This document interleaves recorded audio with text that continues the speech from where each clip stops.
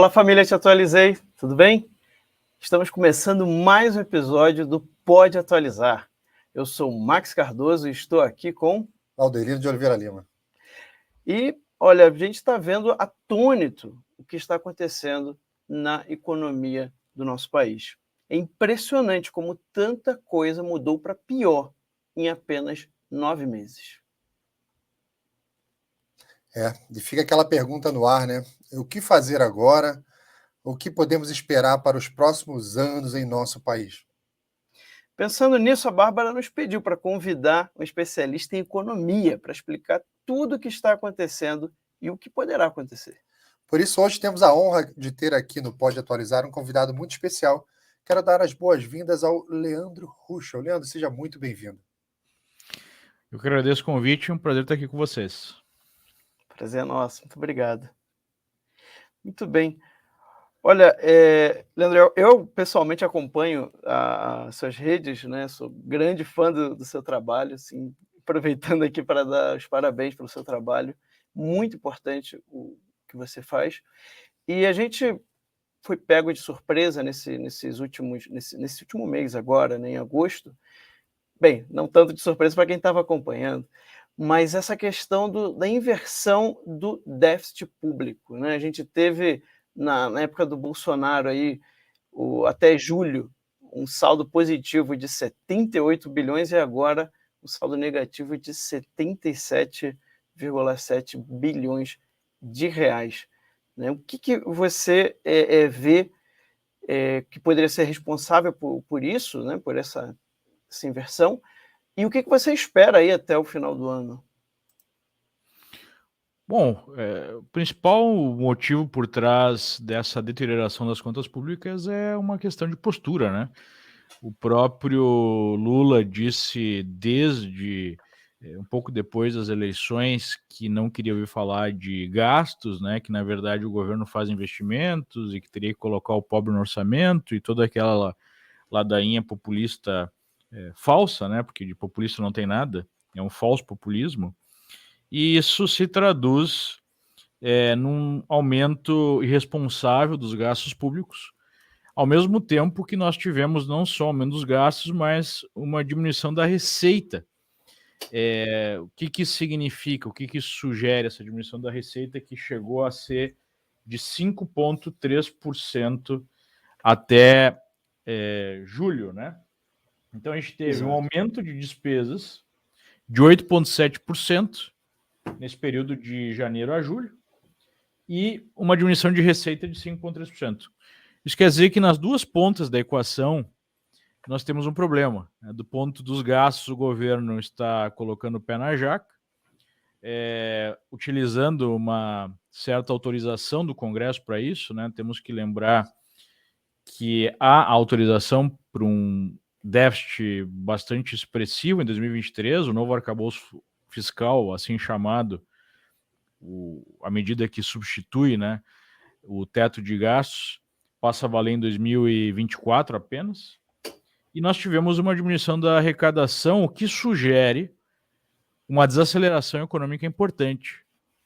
E aí fica um estranhamento, né, em ver um certo crescimento do PIB com uma diminuição da receita. Claro que uma parte do PIB é gasto do governo, mas mesmo assim é estranho observar esse nível de redução de 5% na arrecadação do governo central, enquanto nós temos um PIB positivo, né? Esses dois dados não são muito compatíveis. Mas, enfim, o que a gente está vendo é uma deterioração significativa das contas públicas. A última vez que nós vimos isso foi durante o governo da Dilma, e todo mundo sabe como essa história acabou, né?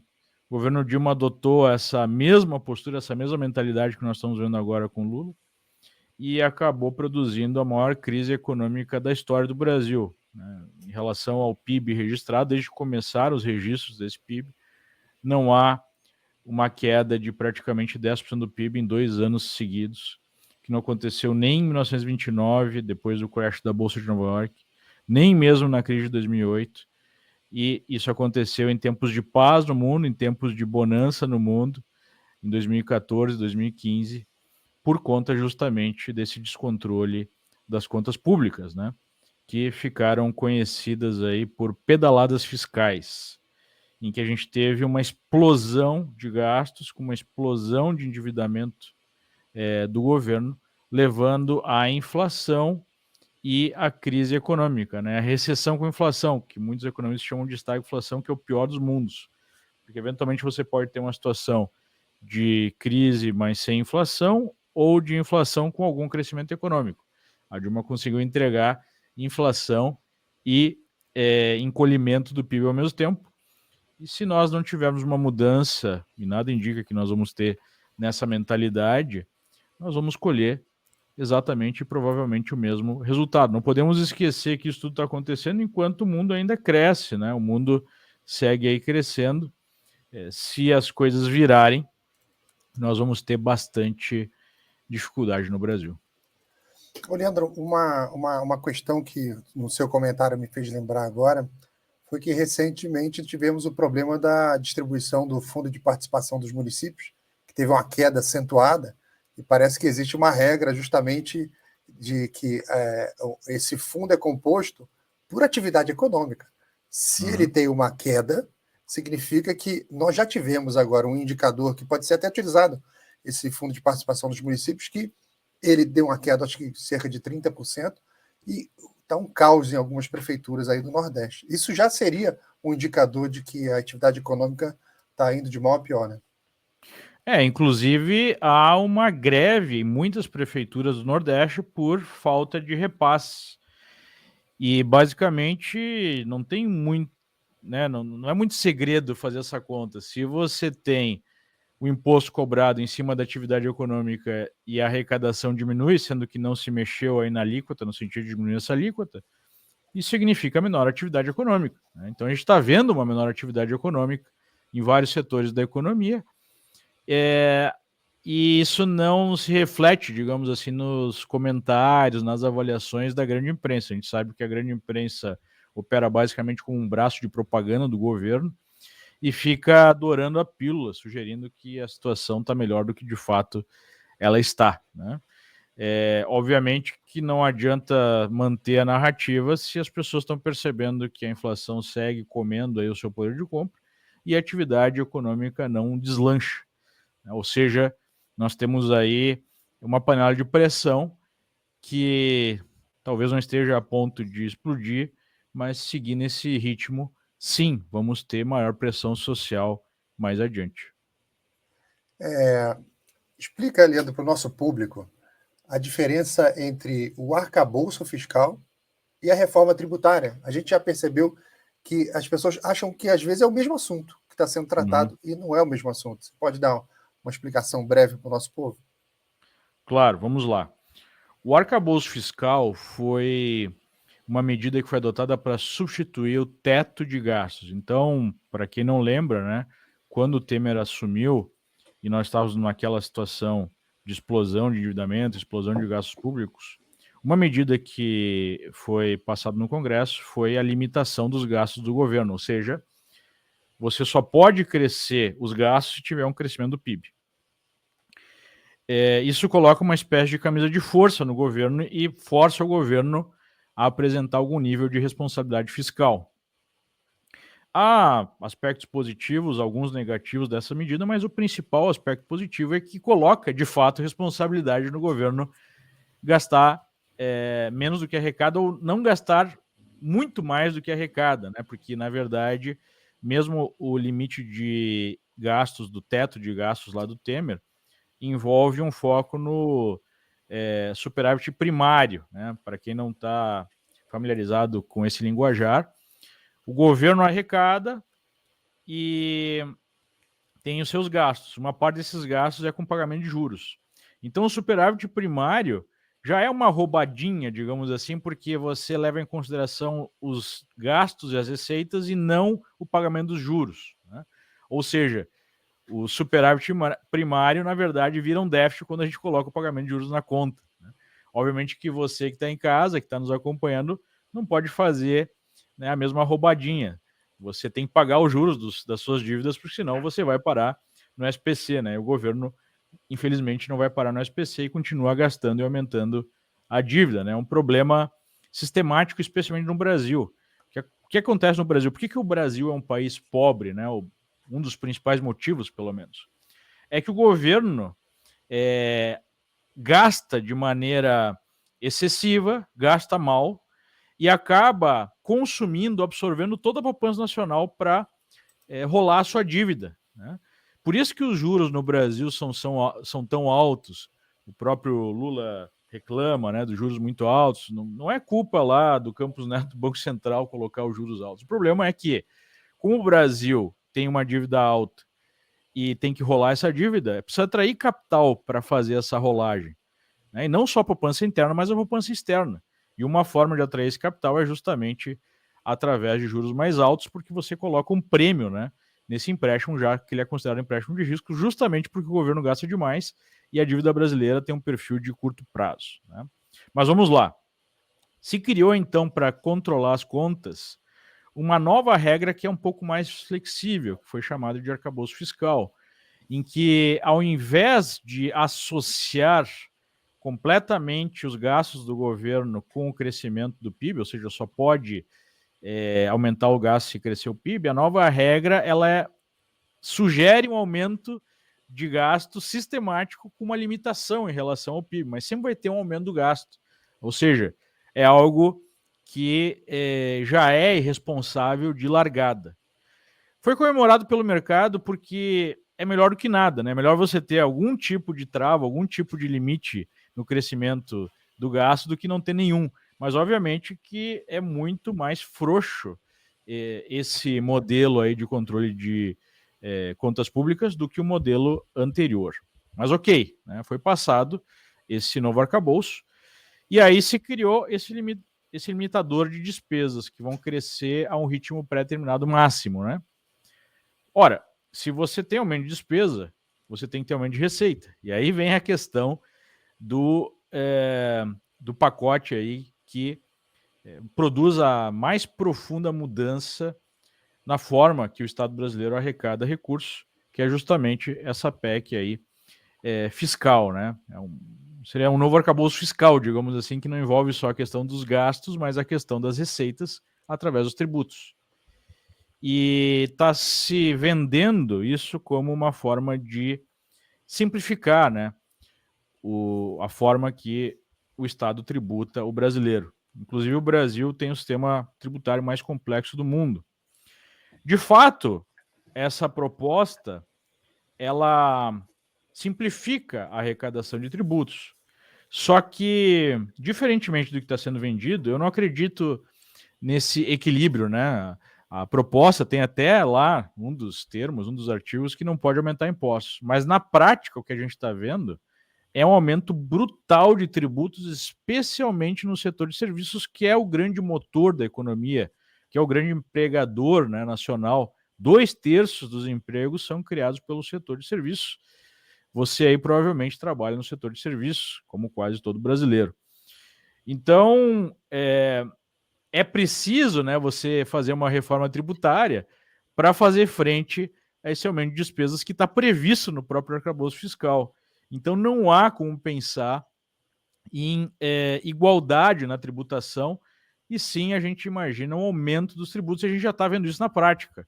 E o governo está colocando a mão naquilo que parece o mais fácil, né? Já fez uma MP aí para tributar os fundos exclusivos dos chamados super ricos, já fez tentou uma MP, né, não passou no Congresso, agora foi como projeto de lei com urgência a tributação em cima de offshores. E o companheiro Haddad quer botar a mão em qualquer real que ele veja por aí, né? Não por acaso, quando o Haddad foi prefeito de São Paulo, ele foi aí apelidado de Taxade, né? A ideia é tributar tudo. É aquela velha lógica marxista, o próprio Marx falava disso, que de uma forma de você implementar o comunismo aos poucos é você aumentar sistematicamente os impostos. O problema é que os impostos no Brasil, eles já são muito altos. E existe uma regra econômica, né, que fala que o aumento de imposto pode diminuir a arrecadação no final das contas, visto que o aumento de impostos diminui a atividade econômica. Então, nós podemos estar chegando exatamente nesse ponto, porque no Brasil nós já temos impostos muito altos. Apesar dessa simplificação da reforma tributária ser bem-vinda, não adianta você simplificar e ganhar alguma produtividade pela simplificação dos impostos e você aumenta a carga no final das contas, né? Você vai cair no mesmo problema. Então, sob a desculpa de redistribuir recursos, redistribuir renda, que é a cantilena aí do PT, da esquerda em geral, o que a gente vê é a necessidade de um Estado inchado, de um Estado burocratizado, de um Estado ineficiente, sustentar a si mesmo e largar algumas esmolas aí para os mais pobres, né? Essa é a realidade. O Estado brasileiro gasta muito, gasta mal e mantém uma série de privilégios para aqueles que estão aí dependendo do Estado direta ou indiretamente. Perfeito. E, Leandro, como é que você está vendo aí os próximos anos, né? Se tudo continuar como está, a gente vai ter pelo menos mais 3 anos de PT. Eu já vi a Simone Tebet comentando que ano que vem vai ter que ter um acréscimo, né, de orçamento aí de mais de 129 bilhões de reais, ou seja, qual que é a perspectiva que você vê para esses próximos anos de PT no Brasil? Bom, se fosse apenas o PT, o problema não seria tão ruim, né? O problema é que a gente tem todo um establishment aí que parasita o Estado e isso faz com que eles operem, né, em conjunto. PT, aliado do PT, quem eventualmente se apresenta como conservador, no final das contas, todos eles querem mesmo é colocar a mão no seu bolso e explorar, né? Uma forma de escravidão moderna. O que eu vejo é a pressão sistemática aí por mais arrecadação, o que vai prejudicar a economia. Não vejo como o governo alcançar aí um superávit. Tudo sinaliza que nós vamos ter um aumento do endividamento, porque você vai ter que imprimir mais dinheiro para fazer frente a essas despesas. Então, o que eu vejo é um cenário parecido com o cenário Dilma em algum momento. Claro que isso tudo vai depender de uma série de outros fatores, né? O Brasil ele tem muita capacidade produtiva, especialmente, né, no agro, nas commodities, e isso acaba salvando, né, um pouco o país se a gente mantém aí o carro andando, apesar dos pneus estarem murchos, né? O Brasil teria a capacidade de ser uma nova China em termos de crescimento econômico. O Brasil teria até condições melhores. A China tem uma série de condições bem negativas.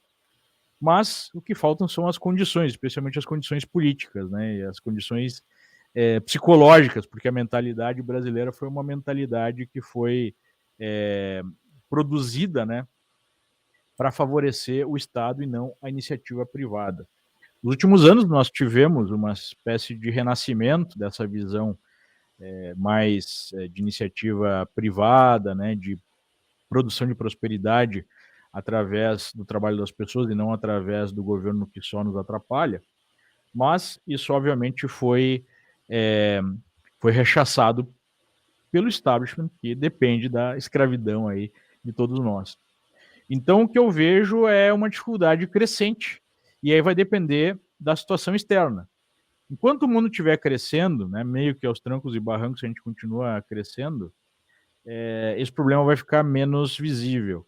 Agora, no momento que nós tivermos alguma crise no mundo mais importante, como nós tivemos em 2008, que marcou inclusive o final da festa, né, daqueles primeiros anos dos governos petistas, nós vamos ter um encontro com a realidade. E isso não vai ser nem um pouco bonito. Da última vez a gente teve o pior PIB da história, um processo de convulsão social, né, impeachment, enfim, protestos com milhões de pessoas nas ruas, tudo isso foi derivado dessa crise econômica. A única diferença, e é uma diferença importante, é que agora existem ferramentas de repressão social. Na época que nós tivemos os protestos da Dilma, havia liberdade de fato de expressão, liberdade de protesto, né, liberdade de associação no Brasil. Hoje nós já temos uma série de instrumentos que servem para justamente conter a próxima onda de protestos, né? Então, o que eu temo é que nós possamos entrar aí num modelo político-econômico bem mais severo em termos de diminuição das liberdades, né? Nós já Estamos com bem menos liberdades políticas e talvez seja um momento que o PT, enfim, esse pessoal que está no poder, utilize para restringir ainda mais as liberdades econômicas. Como é que isso pode acontecer? É só a gente olhar para a Argentina. A partir do momento que começou a apertar o sapato, eles começaram a restringir o fluxo de capitais. Então, você basicamente impede que as pessoas possam ter poupança em moeda forte, né? Na Argentina, por exemplo, cada argentino pode comprar no máximo $200 por mês. Você tem uma série de limitações à atividade econômica e você vai produzindo aí a pobreza, mas não é uma falha no sistema, é um objetivo do sistema produzir pobreza, porque é uma forma mais eficaz de você controlar as pessoas. Ô, Leandro, quando você começa a estudar esse tema da reforma, do arcabouço, você faz isso com um código tributário na mão, você vai na legislação específica. Conforme você vai entendendo, você termina esse estudo com a Constituição na mão. O negócio sai da área tributária e você começa a perceber que esse, assim como você acabou de comentar, esse não é um projeto tributário, esse parece ser um projeto que ataca diretamente o nosso federalismo, e a maneira como o Brasil foi construído e desenhado.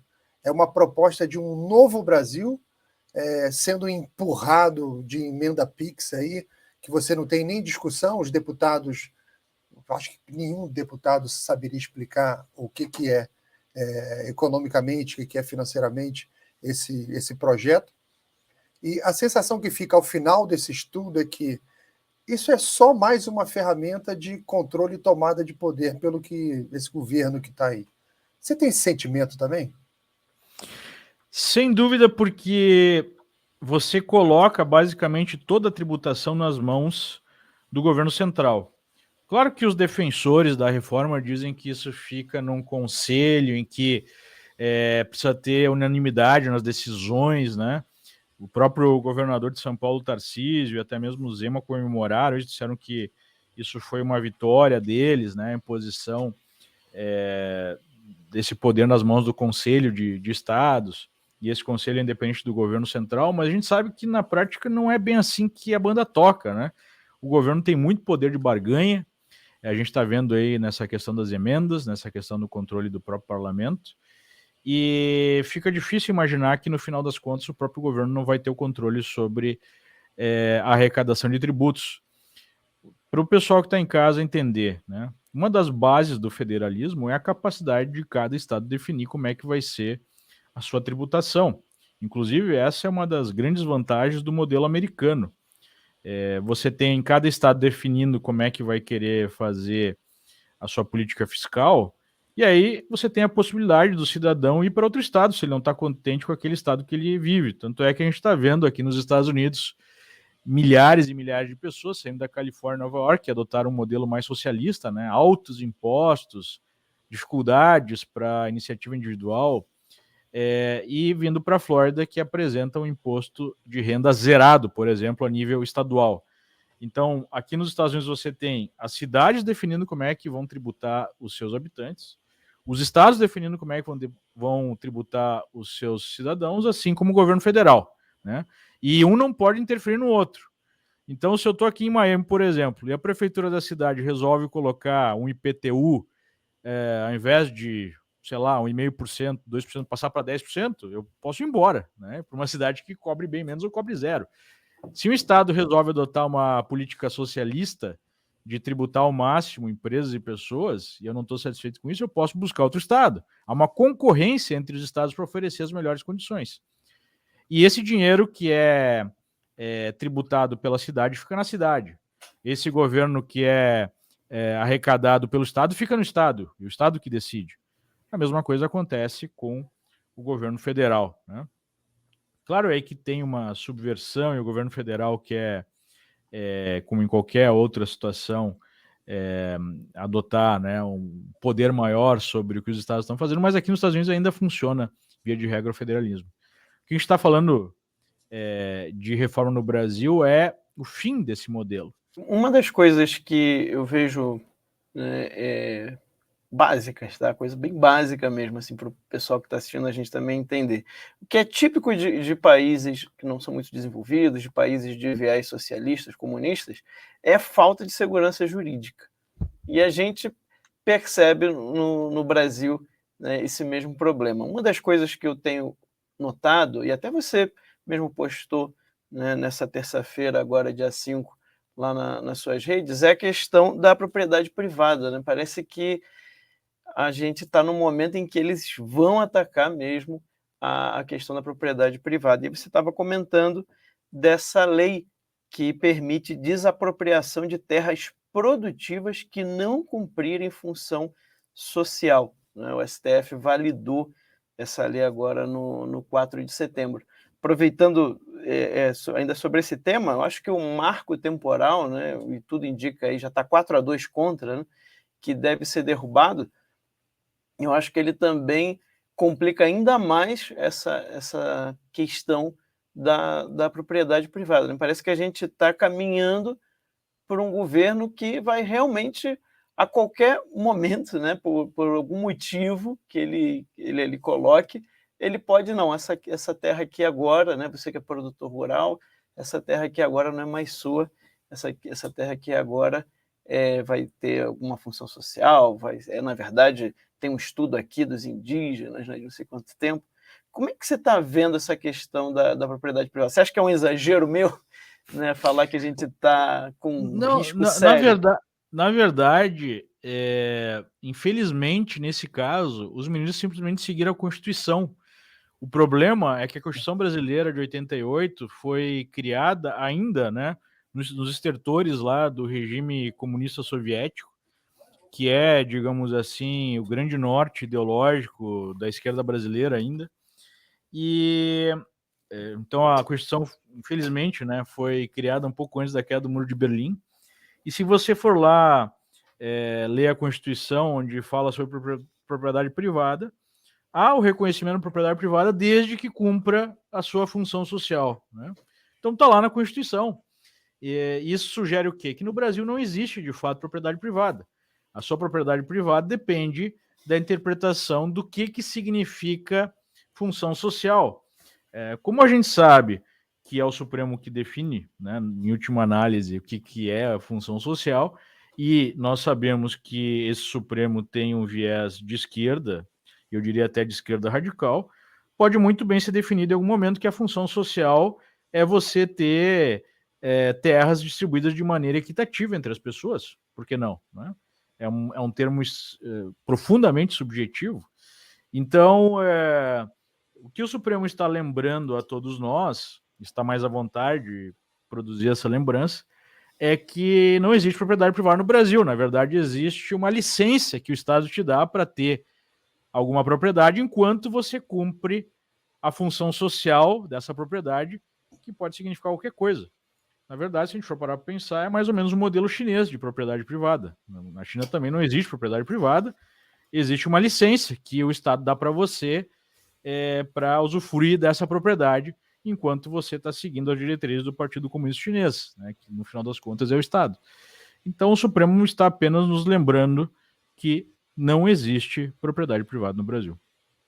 Leandro, você me lembrou agora minhas aulas de história na escola, porque quando a gente falava do senhor feudal, né, o senhor feudal recebia a terra do rei e depois ele distribuía a terra para aqueles camponeses, que ele tinha que trabalhar, tinha que produzir e tal, e se ele não desse uma boa produção para aquela terra, né, se ele não trabalhasse direito, ele tomava a terra dele, né? Então, hoje o Estado brasileiro trabalha como um senhor feudal, e essa permissão, que você falou muito bem, essa permissão de você poder usufruir daquela terra, mesmo que você tenha comprado, ela se chama enfiteuse, que é justamente isso, uma simples permissão para você usar aquela terra, pague os impostos, faz o que você quiser aí.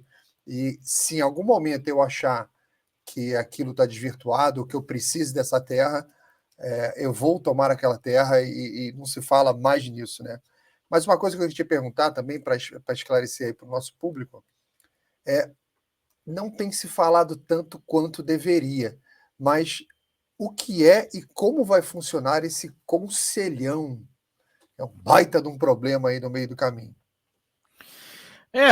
Eu acredito que nem os criadores desse conceito sabem exatamente como é que vai funcionar, mas basicamente existe um conselho de governadores que vai definir a divisão do butim dos impostos, né? Então, basicamente, os impostos, sejam os federais, os estaduais, os municipais, eles vão ser todos, né, direcionados para uma mesma conta, vamos fazer essa analogia, e é esse conselho de governadores que vai definir, claro que já tem algumas diretrizes, mas que vai definir eventuais mudanças nessas regras de divisão do butim.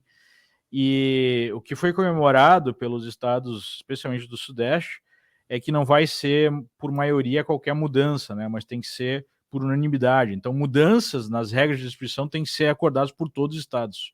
Não pode ser por simples maioria, o que daria uma vantagem aí para os estados do Norte e do Nordeste, né? Então, porque mesmo sem ter representatividade populacional e nem mesmo de arrecadação, eles teriam um maior número, né? Porque em relação à produção de riqueza e da população, há um maior número de estados no Norte e Nordeste do que no Sul, Sudeste e Centro-Oeste. Também ficou definido aí que as regras de distribuição seguirão um princípio mais ancorado no número de pessoas e não necessariamente por estado ou nas necessidades especiais, né? Hoje a gente já tem uma distribuição bastante desigual, porque basicamente um estado que nem São Paulo, se eu não me engano, fica com 7% de repasse em relação ao imposto que é efetivamente criado no estado, né? E conforme você vai tendo estados mais pobres, como o Maranhão, a curva inverte, você tem uma receita muito maior do que a produção de imposto naquele estado. Então, para falar a verdade, a gente ainda vai ter que esperar para saber como vai funcionar, né? Mas parece que não ficou tão ruim quanto poderia ficar. E ultimamente no Brasil, a gente comemora as coisas quando elas não ficam tão ruins quanto elas poderiam ficar, né? Verdade. Você me lembrou agora também a origem dessa distribuição. Aconteceu, já tinha alguma coisa na Constituição de 1891, mas quando Vargas tomou aquele calor em 32, lá de São Paulo, e depois na Constituinte de 34, ele percebeu que quem tinha o poder econômico não poderia ter o poder político. Você tinha que separar essas duas coisas. E a partir dali, tudo foi feito no sentido de se criar regras aonde os estados que tinham um menor poder econômico tinham uma influência política. Eu trouxe até aqui, coincidência, né? Eu estou com um mapinha aqui que mostra um pouco dessa divisão. Isso aqui é um quebra-cabeça que eu recomendo aí para todo mundo que tem criança em casa. Eu comprei para usar com a minha filha, para ela decorar aqui os estados e tal. Então você vê que 70%, 80% da atividade econômica ela está aqui em apenas 7 estados, região sul e sudeste. Tá? E você tem toda essa divisão aqui, norte e nordeste, né? Que se você cair numa condição onde uma maioria de estados decida, você sempre vai ter a decisão sendo tomada por quem tem o poder político e não por quem tem o poder econômico. E isso é um problema que persiste no Brasil há um século, onde você deixa a decisão do que é arrecadado sendo tomada pelo poder político, que quando você tem aquela regra que são 3 senadores por estado, você já tem a dominância do Senado por conta do Norte e Nordeste. Ou seja, você tem só desculpe interromper, mas é importante mencionar também que pelas regras eleitorais há uma limitação do número de deputados por estado que prejudica, por exemplo, especialmente São Paulo. 71. Né? Ou seja, você tem uma representação até mesmo na Câmara que seria a casa para representar o povo, enquanto o Senado representaria os estados, que é disforme, que não é equivalente. Ou seja, é como um paulista valesse menos do que um paraibano, né? Como cidadão, já que ele tem uma representação menor na Câmara. Exato. E essa divisão que você falou, ela surgiu na Constituição Americana e foi copiada na época da Proclamação da República, na Constituição de 1891, mas os Estados Unidos faziam um equilíbrio entre o Senado e a Câmara com essa regra tudo bem, você que tem a maior população vai ter mais deputados, mas quando eu coloco um número fixo de senadores por estado, eu faço um equilíbrio. Só que isso no Brasil virou farofa, tipo assim, uns 3 anos depois da Constituição, não se usava isso direito. né? E além a distribuição disso, ficou até hoje. e além disso, nas eleições presidenciais, temos que lembrar que as eleições presidenciais dos Estados Unidos não são diretas, no sentido que tem que passar pelo colégio eleitoral, e o colégio eleitoral é o número de eleitores por estado, né? Exato. Para vocês terem uma ideia do quanto isso é inteligente e impede o populismo, nas últimas 10 eleições, se não fosse isso, a esquerda ganhou aí em 6 das últimas 10, teria ganhado 9 das últimas 10, né? Então, o que a gente tem no Brasil é a parte de representação dos estados, né? Feito pelo Senado, que até faz sentido em termos de federalismo, mas a gente não tem o outro lado da moeda, que é o colégio eleitoral para eleger pela população de cada estado, né? Então, no Brasil, a gente tem a mania de pegar a parte pior, né, dos modelos e deixar de lado a melhor parte dos modelos políticos ou até mesmo os modelos econômicos. E aí, só para complementar no mapinha que você mostrou, se a gente for observar, né, onde a esquerda se elege? Justamente naqueles estados que são os recebedores de recursos e não aqueles que produzem recursos, né? Ou seja, se cria aí um incentivo nefasto de voto por bolsa, né? Então a gente vê partido de esquerda, de uma certa forma, parasitando esses estados, impedindo que esses estados avancem economicamente, porque se esses estados avançarem economicamente, eles passarão a ter uma mentalidade de não reeleger esse mesmo pessoal, né? Pega um estado como a Bahia, por exemplo, que hoje é o grande centro de poder, né, do PT. Você tem essa lógica, você tem a lógica de aumentando bolsas, fazendo as pessoas cada vez mais dependentes, aprisionando essas pessoas num estado de dependência ad eternum, em troca de votos. E aí esses estados continuam, né, na mesma situação de penúria econômica para sempre, enquanto essas pessoas nunca saem do poder. A mesma coisa acontece no Maranhão, enfim, a mesma coisa acontece na maioria desses estados. Leandro, eu gosto muito de conversar com as pessoas assim na rua, né, assim que eu encontro e tudo, para poder entender como é que está a cabeça do brasileiro médio, né? O brasileiro médio não é aquele tanto que está focado nas redes sociais, não é aquele que estuda mesmo medianamente, determinados assuntos, né? E eu também acho que pode ajudar, até para as pessoas que também estão assistindo a gente, de falar de algumas questões básicas, né, relacionadas à economia. Por exemplo, uma primeira questão que foi um debate real que eu tive, né, no ano passado, era a questão da paridade do preço do combustível no Brasil, né, com o dólar.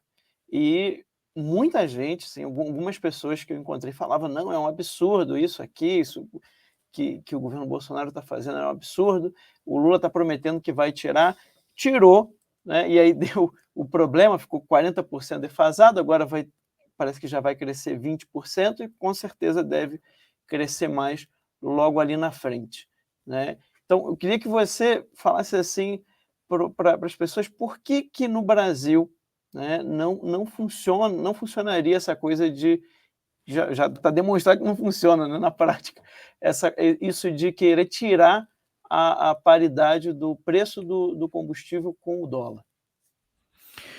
É por uma questão muito simples, né? Por um motivo muito simples. O livre mercado, ele funciona porque ele estabelece o preço das coisas, né? O Mises já provou há décadas atrás que uma economia de fato planificada é impossível, porque sem a existência do livre mercado você não consegue definir o preço das coisas. Sem saber o preço das coisas você não consegue fazer planejamento econômico. Portanto, é praticamente impossível você ter de fato uma economia planificada, né? O que você sempre teve na história foi o funcionamento de um capitalismo de Estado, ou seja, uma economia mais ou menos controlada, mas sempre vai ter um aspecto aí de certa liberdade de mercado para definir preço. Então, o petróleo é uma commodity global, ou seja, é um item de necessidade básica para o mundo inteiro, e você tem, através das forças de oferta e demanda, um determinado preço, que é conhecido aí pelo barril do petróleo, né? Então, você tem um valor de barril de petróleo para entrega na Europa, para entrega nos Estados Unidos, mas é mais ou menos a mesma coisa, agregando sempre os custos aí de transporte, podem ser maiores ou menores, dependendo de onde você entrega esse barril. Então, se você tem já, né, um mercado minimamente funcional por uma commodity, você define um preço, qualquer negociação que é feita fora desse preço, não por algum motivo óbvio, né? Por exemplo, se você tem um petróleo que é mais difícil de processar, obviamente que ele vai ser mais barato, mas você está seguindo essa lógica de mercado. Se você não seguir esse preço definido pelo livre mercado, você vai estar produzindo algo chamado subsídio, ou seja, alguém tem que pagar por isso, né? No caso do petróleo no Brasil, você tem um monopólio, que é o monopólio da Petrobras. Já foi um monopólio pior. Hoje você tem um certo livre mercado aí para importação, exportação de derivados, né, do petróleo. Mas mesmo assim você tem um monopólio de produção na prática, né? Mesmo o mercado sendo aberto já há algum tempo, você tem na prática a Petrobras dominando de maneira acachapante esse mercado. E aí a companheira Dilma já adotou na prática o controle de preços, que vai fazer um subsídio, ou seja, a Petrobras vai ter que bancar isso. A Petrobras, a maior parte dela pelo menos, é do Estado, ou seja, o Estado vai ter que bancar isso, ou seja, no final das contas, toda a população vai ter que bancar isso.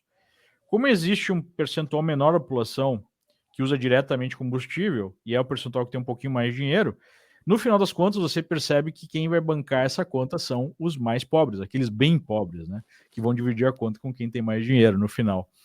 E quase sempre acontece isso quando a gente coloca algum tipo de subsídio. Na prática, o que acontece é o seguinte: lá no passado, a Petrobras mantinha esse subsídio e mantinha o abastecimento porque comprava diretamente o óleo diesel, que é o que ela produz menos em relação à gasolina, né? E o próprio álcool não é a Petrobras que produz, mas outras empresas. Ela ia lá, comprava o diesel no mercado externo a um preço e vendia um preço menor para manter abaixo, né, do que seria o valor correto esse combustível para a população. Hoje o que a gente tem é um estado mais difícil da economia, do próprio Estado, né? Não tem dinheiro, a Petrobras já passou por um processo de destruição que levou a empresa a ser a mais endividada no mundo justamente por conta dessa política. E aí, se você mantém o controle de preço e você não produz o suficiente para vender no mercado interno, mesmo que seja um prejuízo, você precisa importar o resto do diesel, por exemplo. Como para importar você precisa ganhar algum dinheiro, né? Os importadores não vão importar e não vão subsidiar esse diesel, você para de ter importação. Se você para de ter importação, vai faltar diesel na praça, né? E para a economia. Então, basicamente, ou você mantém o mercado funcionando com preço livre, e aí você vai ter uma situação normal, né? Você vai ter equilíbrio econômico, ou você vai ter uma situação de subsídio para manter o abastecimento. E esse subsídio ele não é sustentável no longo prazo, né? Basicamente é isso. Então, é simplesmente uma ilusão de ótica você achar que você vai ter controle de preço e você vai conseguir manter a oferta de um determinado produto ou serviço. A prova definitiva disso é a Venezuela. A Venezuela é é o país que tem as maiores reservas de petróleo do mundo e tem falta de combustível, porque se você não dá lucro na atividade de exploração, refino, né, e venda esse combustível, essa empresa, no caso a PDVSA, que seria a Petrobras deles, não vai ficar de pé. E a Petrobras hoje, a PDVSA hoje produz 20% do que produzia alguns anos atrás, justamente porque a empresa não tem viabilidade econômica subsidiando o combustível internamente, né? Então hoje você tem na Venezuela um combustível que é muito mais barato, só que você não consegue abastecer porque não tem combustível. Você precisa ficar em média 12, 14 horas para comprar o combustível subsidiado. Já no posto que tem o preço normal, há combustível à vontade, né? É assim que o mercado funciona, é por isso que o mercado livre é aquilo que vai proporcionar prosperidade e é por isso que preço controlado sempre vai promover e provocar escassez.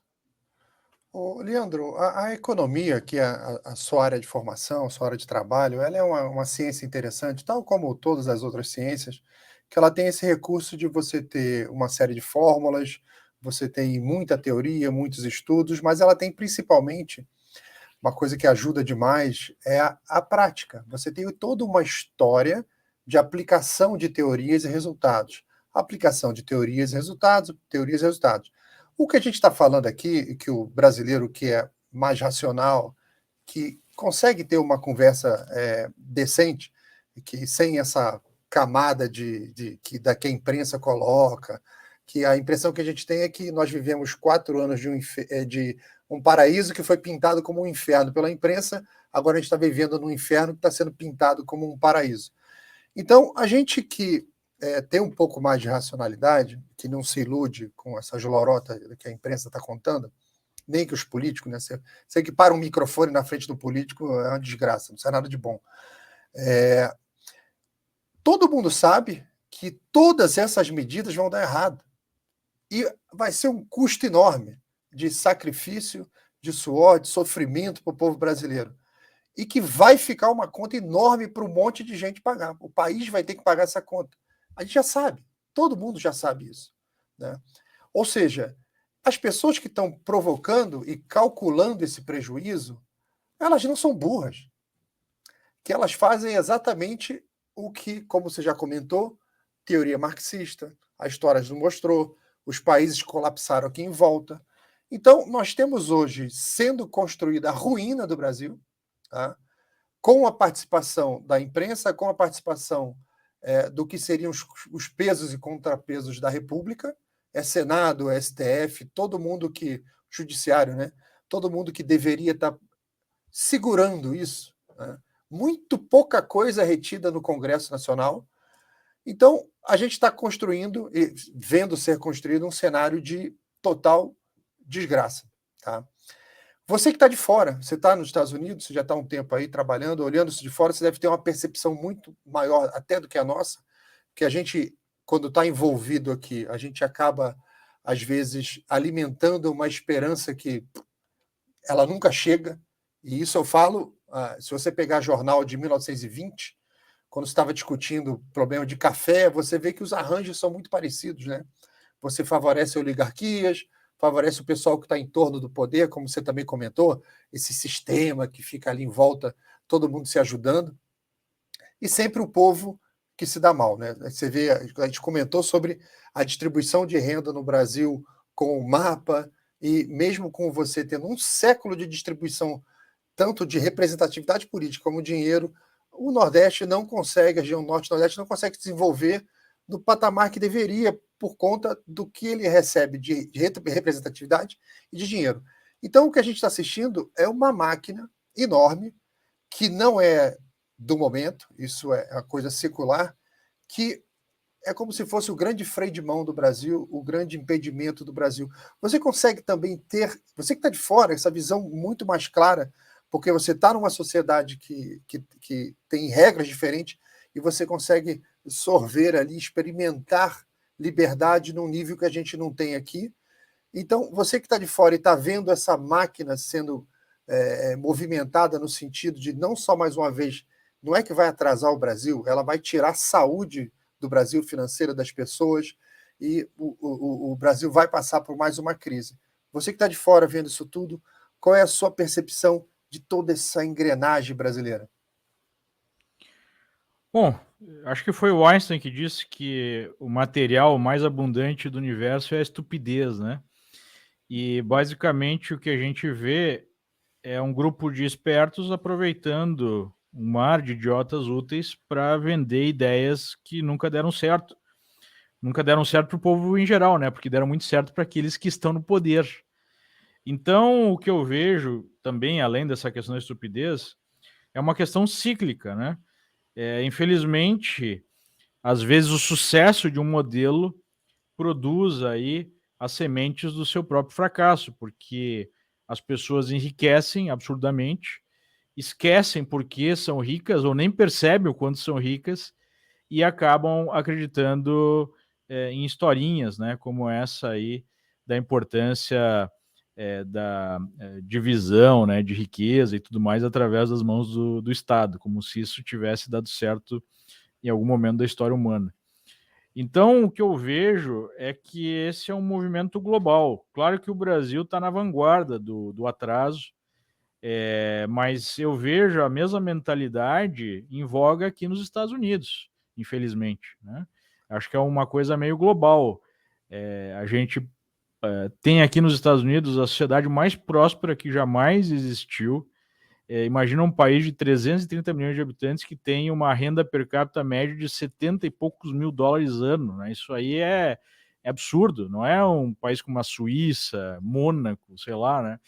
É um país gigantesco, com nível de prosperidade que jamais foi visto na história, com nível de liberdade política que jamais foi visto na história, especialmente para um país desse tamanho.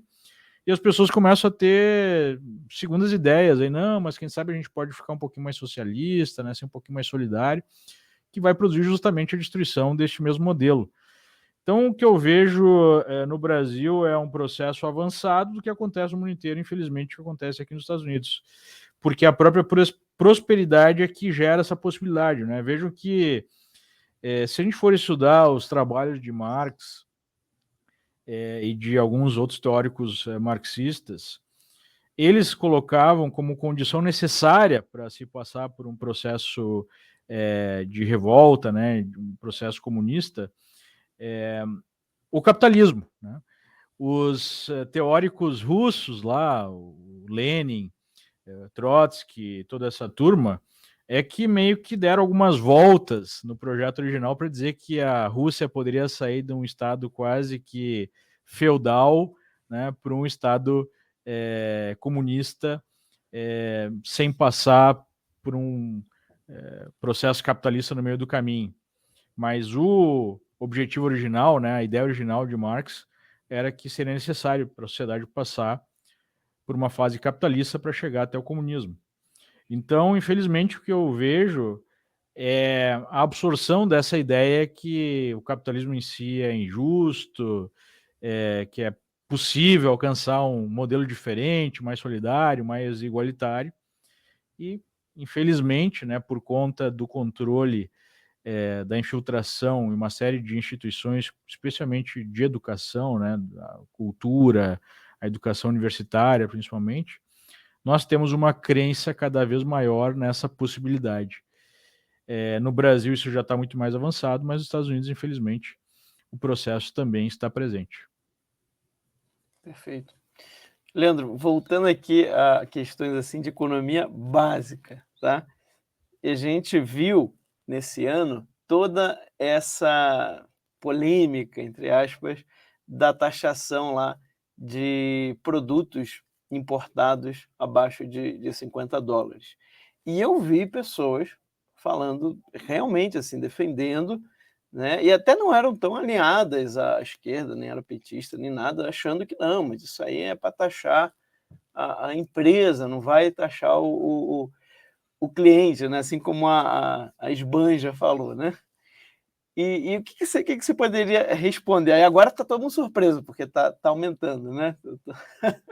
Aumentou, descobriram que vão ser taxados. O que você poderia explicar para a pessoa? Porque eu vejo que no fundo desse argumento, no fundo até de uma pessoa ingenuamente acreditar quando ouve isso, existe aquela mentalidade marxista da divisão entre o proletário, entre o proletário e o patrão, né? Como se fossem duas coisas antagônicas, né? Então, não, tem que mesmo taxar o patrão, tem que mesmo, como se fosse algo ali antagônico, né? Separado, né?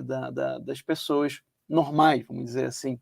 O que você diria assim para alguém que tivesse realmente acreditando nisso, né? Não, isso aí é para taxar a empresa e não tem nada a ver com os clientes. Olha, eu acho que não tem muito o que falar, porque se alguém é burro ao ponto de acreditar nisso, vai ser muito difícil a gente ter algum tipo de diálogo, né? É óbvio que você tem empresas que seguem uma lógica de busca do lucro, até pela sua própria capacidade de permanecer viva, né, no mercado. E se você tem um aumento de imposto, isso vai ser repassado para o consumidor, assim como o aumento de custos, né? E a beleza do livre mercado é que na concorrência entre essas empresas você vai ter o menor lucro possível com o menor preço possível para o consumidor final, né? Isso que produz a prosperidade num sistema capitalista, num sistema de livre mercado. Então, se a pessoa é ignorante, né, ao ponto de acreditar numa propaganda dessas, vai ser difícil a gente falar de alguma outra coisa. Mas essa questão da tributação é um pouco mais complexa, né? A gente tem a questão da China, que consegue produzir a um custo mais baixo, e aí há a busca, né, por aumentar a tributação dos produtos chineses para ter uma igualdade de competição, né?